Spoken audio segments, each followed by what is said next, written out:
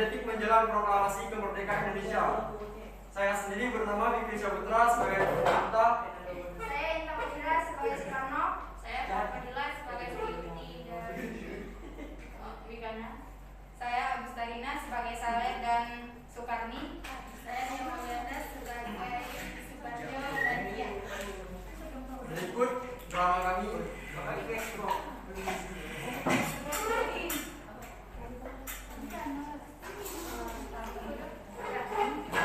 15 Agustus 1945, para pemuda mendesak golongan tua untuk memproklamasikan Indonesia Gagal. Para pemuda lalu melaksanakan pertemuan di Jalan Cikini 71. Mereka lalu sepakat untuk menculik Soekarno dan Hatta, membawa mereka ke Rengas Dengklok. Assalamualaikum Bu Karno.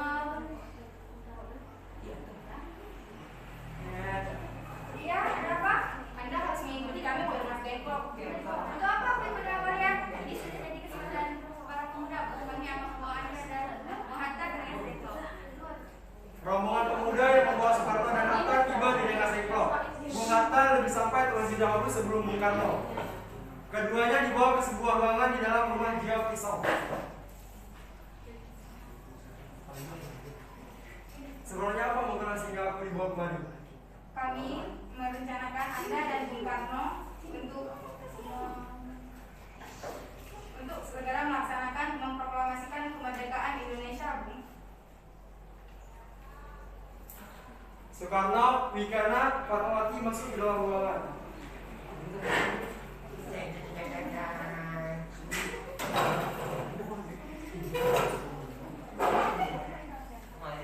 Soekarno? Kenapa di sini? Ya, mereka membawa aku kemari, membawa Fatma dan Guntur juga. Iya, Hatta benar. Soekarni, ada apa ya sebenarnya? Begini, Bung, kami ingin Anda dan Bung Karno segera melaksanakan proklamasi Indonesia, kemerdekaan Indonesia.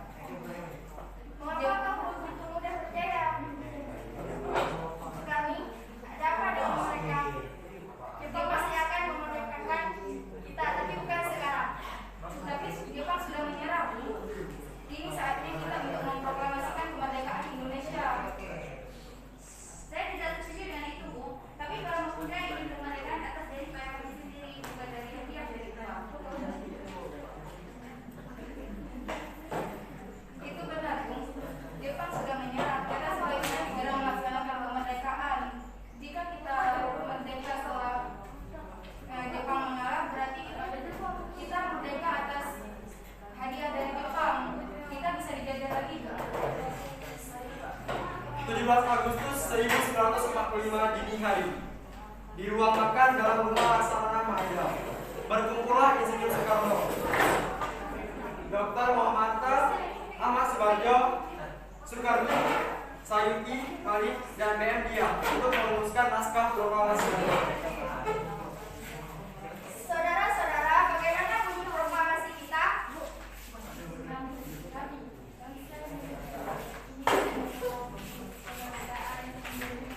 Baik, saya sudah tulis. Lanjutannya, Bung, hal-hal yang mengenai pemindahan kekuasaan dan lain-lain dilaksanakan dengan seksama dan dalam tempo yang sesingkat-singkatnya. Jakarta, 17 Agustus 1945. Wakil bangsa Indonesia. Ya, sudah selesai. Semua setuju? Setuju. Lalu siapa yang akan menandatangani naskah ini? Bagaimana kalau naskah ini ditandatangani semua yang hadir? Saya rasa jangan, sebaiknya Bung Karno dan Hatta saja yang menandatanganinya atas nama bangsa Indonesia. Setuju. Setuju. Sayuti, kalau kau ketikkan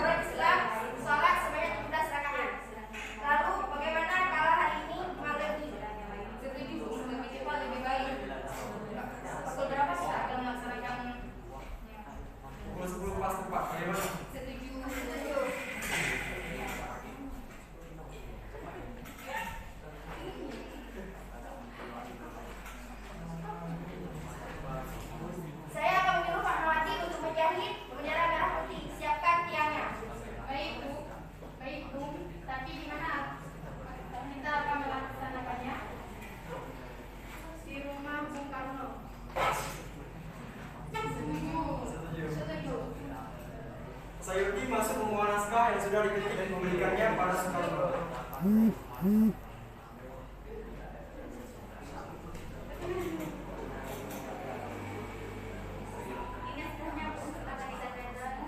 Baiklah ya.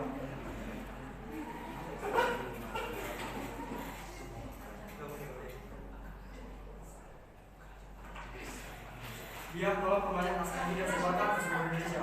Siap ini.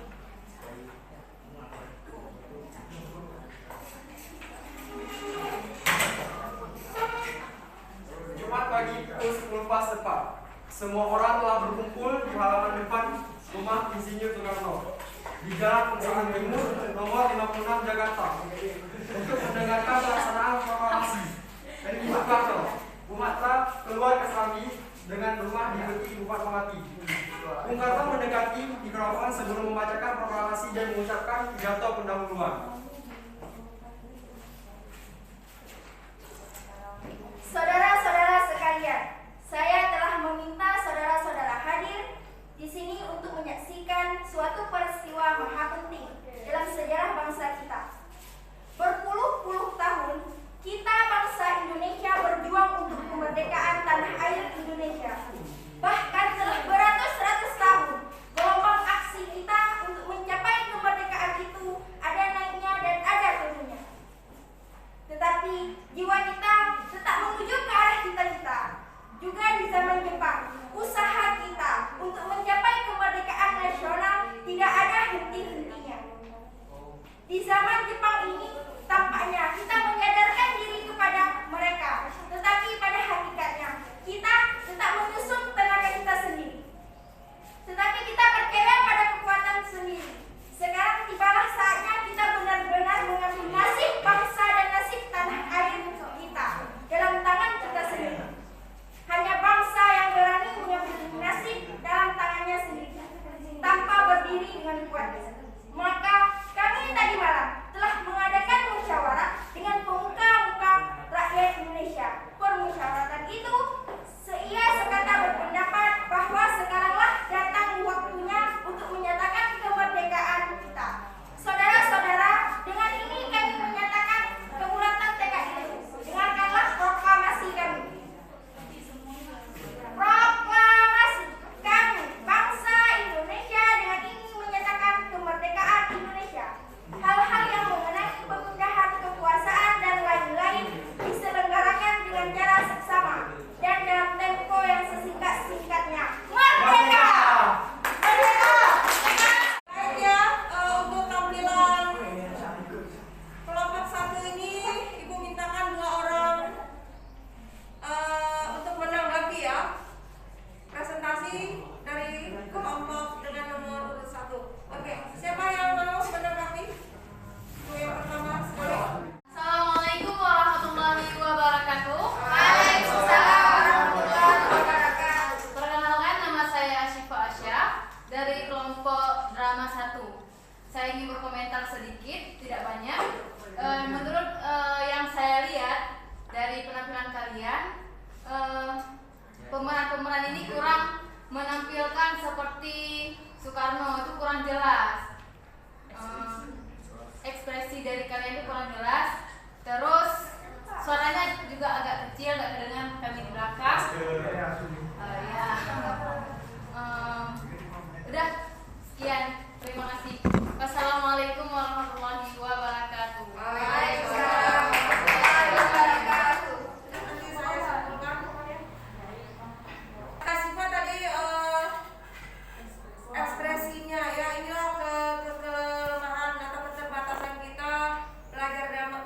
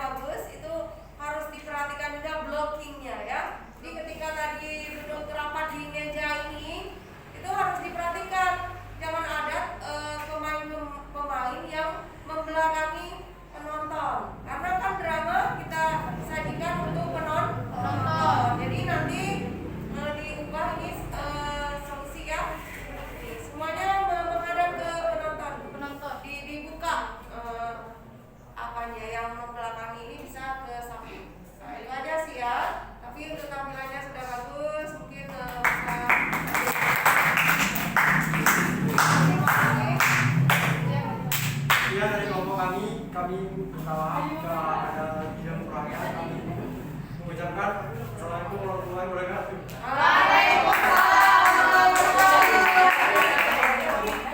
Ya, kita lanjut ya. Turut tampil juga.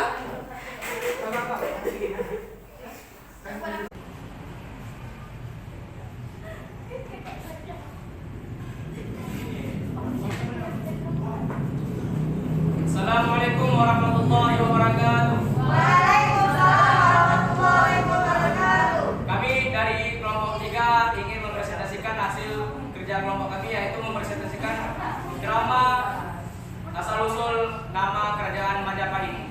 Saya Muhammad Syukri akan berperan sebagai Raden Wijaya. Saya Nicole Jana akan berperan menjadi Pati. Saya Chandra Irawan berperan sebagai prajurit. Saya Imam Nanda berperan sebagai penjaga. Oke.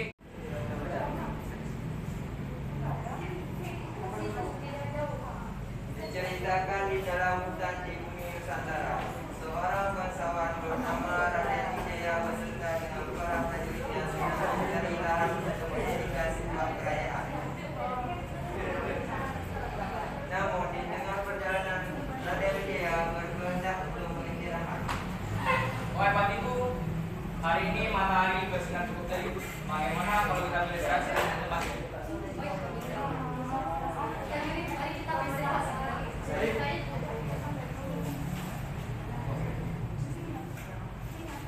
Semua prajurit pun beristirahat. Sembari beristirahat, beberapa prajurit membakar hutan untuk tempat Raden Wijaya beristirahat, dan ada juga yang mencarikan makanan berupa buah-buahan hutan untuk Raden Wijaya dan untuk yang lainnya.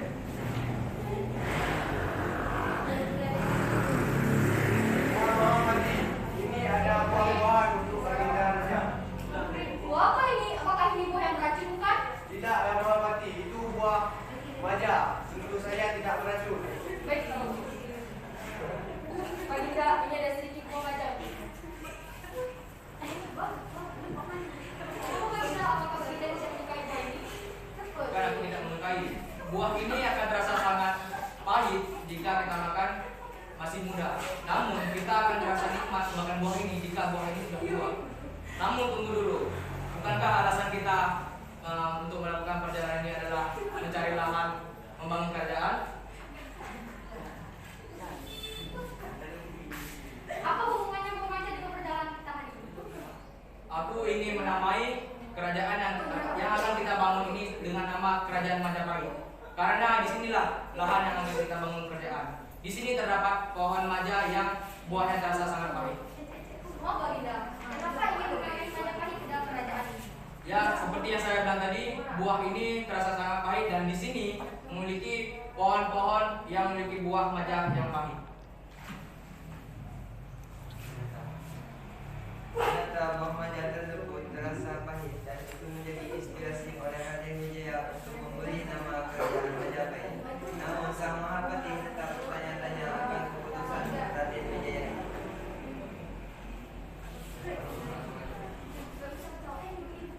Nama itu kuberi. Nama itu kuberi dengan nama Kerajaan Majapahit.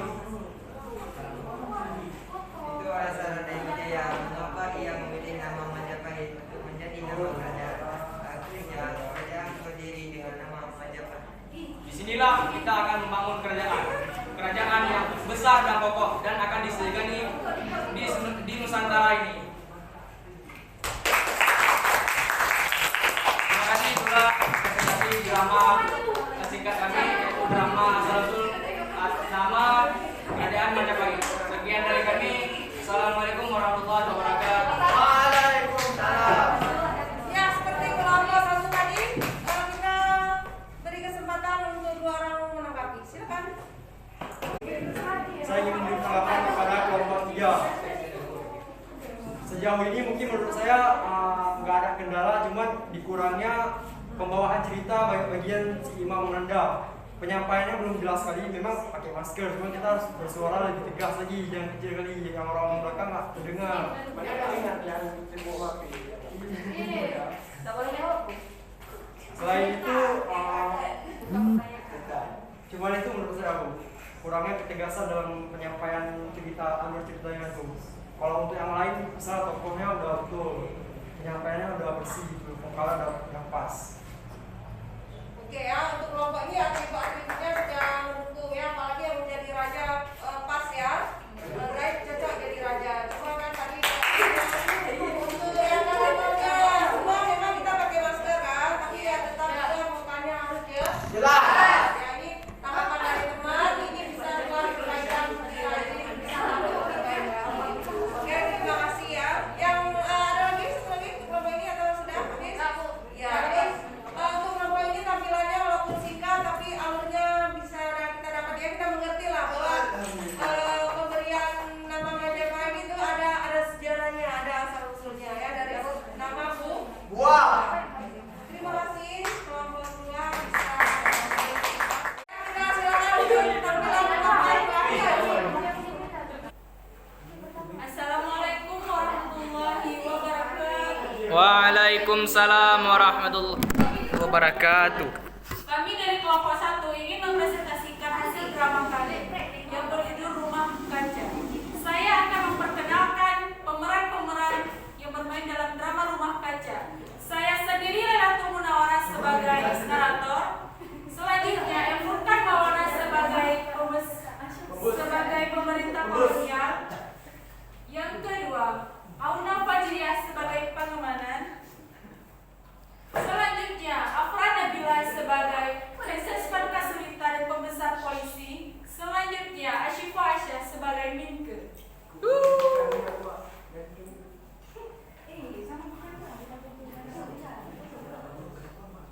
Mari kita saksikan drama singkat kami. Inilah drama Rumah Kaca.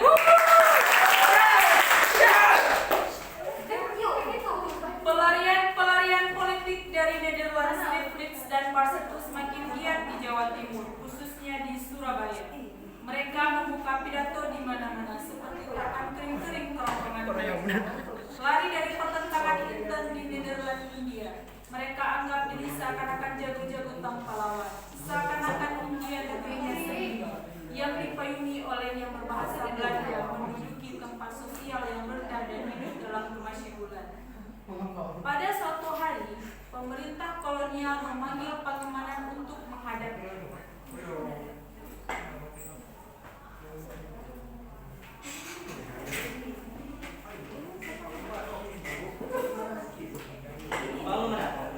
Engkau aku tugaskan untuk mengasihi Minke, si pemerintah pribumi. Apa yang harus kamu lakukan, Kolonel? Engkau harus mengasihi si pemerintah itu. Baik, kalau begitu Tuan. Namun sangat tidak mudah. Minke sang setia pribumi sadar akan gerak-geriknya pengemanan yang sedang mengawasinya. Sadar akan itu, pengemanan dan pemerintah kolonial merencanakan rencana untuk menjebak Minke.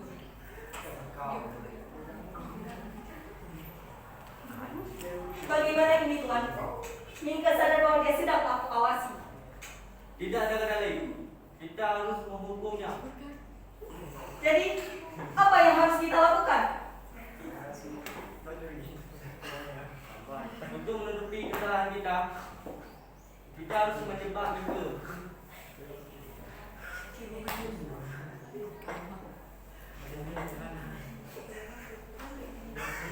Mengetahui bahwa Minke sudah tahu rencana mereka untuk mengubahnya, maka rencana busuk pengemanan ditunjukkan kepada istrinya. Mereka mencari tahu tentang Princess Fan Kasulita untuk melancarkan rencana mereka. Princess Fan Kasulita, maukah kau bekerja untukku dan Tuan Kolonel Belanda? Jadi apa yang harus aku lakukan? Kau harus membantuku untuk menjebak Minke dengan menembak gerbang preman di tengah bagasi. Baik Tuan, akan aku laksanakan perintahmu Tuan Pangemanan. Peristiwa ini terjadi ketika Pangemanan justru sedang bersantap dengan Minke. Tak tahu rencana tujuan pembunuhan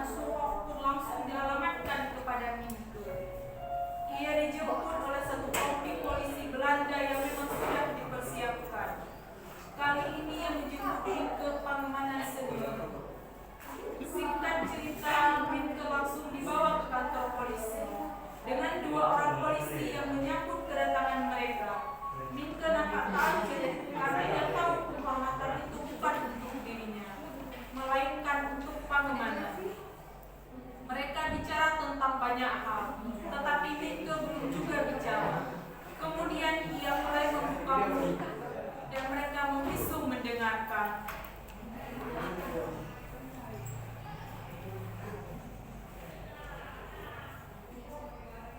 Cukup.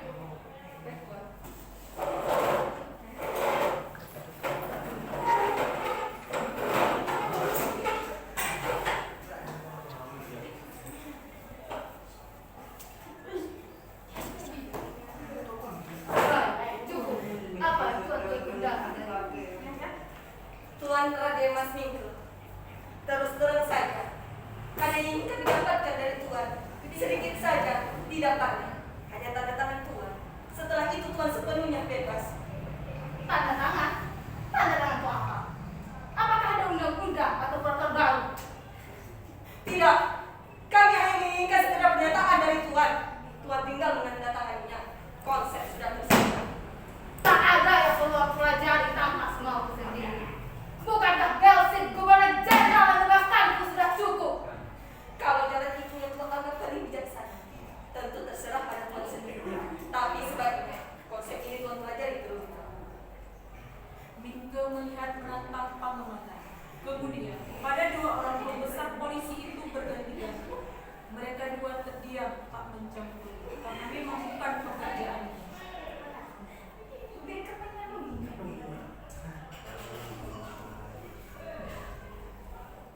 Tak ada yang perlu aku pelajari tanpa semauku sendiri. Baik, setidak-tidaknya Tuan Raden Mas perlu mengetahui isi konsep ini. Tuan dapat tangkap aku lagi kapanpun yang Tuan mau. Tak ada yang perlu aku pelajari. Karena Tuan tidak ingin membacakannya. Baiklah, biar aku bacakan. Silakan Tuan. Pangemandan membacakan konsep susunan itu. Sepatah demi sepatah. Dua orang pembesar polisi itu menyimak sambil memperhatikan Mingke. Tapi yang belakangan justru tidak acuh. Malahan ia memilih-milih kumisnya seperti sedang di rumahnya sendiri. Nah, Tuan sudah mendengarkan isi konsep ini dengan dua orang yang besar polisi. Artinya, kami menganggap Tuan sudah mengetahui isi konsep ini. Janji untuk tidak mencapai politik dan organisasi. Kedengaran tak acuh. Indah sekali. Seperti komedi bangsawan. Tuan tahu komedi bangsawan. Mingke menatap mereka seorang demi seorang. Maksudnya, hanya gubernur saja yang dapat berpolitik dan berorganisasi. Tak ada di antara mereka yang menduga akan ada sangkalan dan pertanyaan setajam itu. Mereka bertiga terpukau. Tak bisa mencampuri politik dan organisasi. Tuan tahu apa itu politik, apa itu organisasi, dan apa tidak boleh mencampuri. Mereka bertiga masih terpukau. Yang Tuan artikan adalah saya harus hidup seorang diri di puncak gunung. Semua berpautan dengan politik, semua berjalan dengan organisasi. Bukan kewajiban kami untuk menjawabnya, Tuan. Adik, siapa yang harus jawab? Aku sendiri. Mereka semakin terpojok. Jangan gusar, Tuan. Bukan gusar atau tidak gusar, Tuan. Tuan adalah hamba hukum. Tanda tanganku akan mengakibatkan hukum. Lebih baik tanda tangan sendiri, Tuan.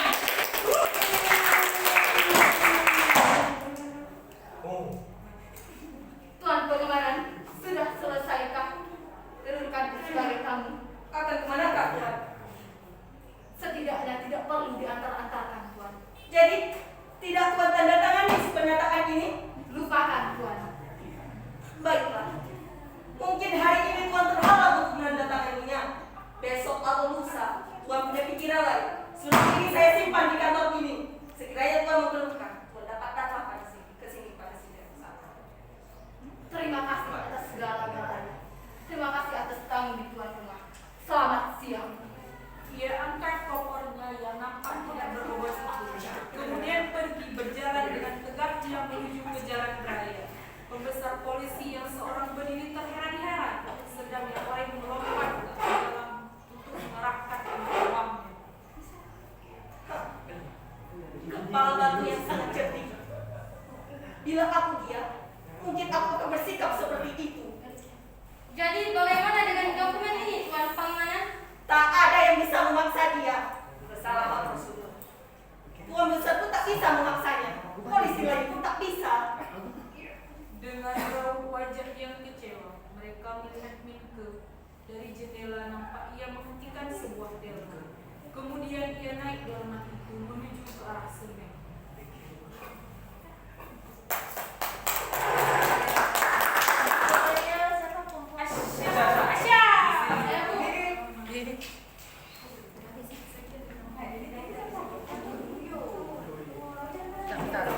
Baik ya, kita komentar ya, dan komentator siapa? Komentar. Coba aku. Boleh. Baik. Assalamualaikum warahmatullahi wabarakatuh. Waalaikumsalam warahmatullahi wabarakatuh. Saya dari kelompok drama 3 ingin mengomentari hasil dari kelompok 1. Sebenarnya tidak ada kurangan, itu sudah sangat bagus ya. Apalagi cara dari penyampaian emosi, ekspresinya itu bagus sekali. Untuk kekurangan itu saja. Jadi sekian dari saya. Assalamualaikum warahmatullahi wabarakatuh. Waalaikumsalam warahmatullahi wabarakatuh. Ya, karena bel sudah berbunyi, sudah rangkum saja ya. Jadi kalau kelompok 3 ini Nomor 1, Bu. kelompok urut 3, tampil urut 3 ini tampilannya wow mukau ya, wow. Naratornya bagus, pemerannya bagus, malah Furkan juga hari ini nampak serius sekali ya. Jadi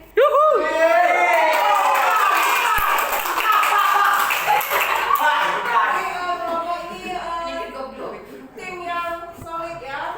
Padahal sebelum drama ini terjadi, kelompok ini yang paling banyak mengalami kesulitan ya. Pertamanya ketika harus memahami Karakter. susahnya rumah kaca, terus dalam mengubah rumah kaca menjadi dialog, Logatnya. banyak sekali kendala. Tapi ketika jadi drama, jadi sesuatu tontonan yang Bagus. luar biasa ya. Semoga pembelajaran teks sejarah dengan metode bermain drama ini menjadi pembelajaran yang mengasihkan. Amin. Tidak